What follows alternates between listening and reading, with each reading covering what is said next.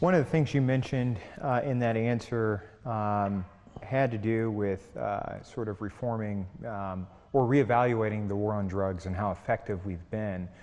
One of the issues that hasn't gotten a whole lot of play in this presidential campaign so far, and not only yours, but in the campaign of others, is the decriminalization of marijuana.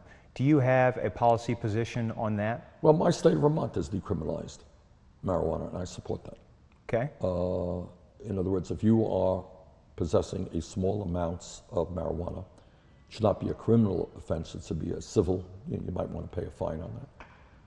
I support marijuana use for medical purposes, and we're exploring the pluses and minuses, of which there are both, of moving more aggressively on that area. It is a very important issue. We're watching what Colorado is doing, and we'll have more to say about that in the coming weeks and months.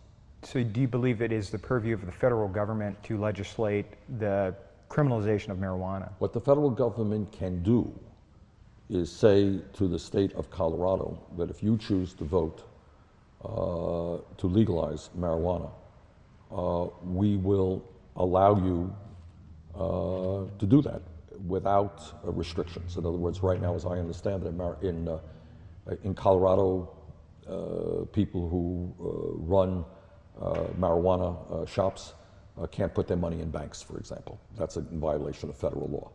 So I think there are things that the federal government can do that would make it easier for states that want to go in that direction to be able to do so. Would you be in favor of having the federal government be more active in moving towards that direction? That's something we will have more to say about.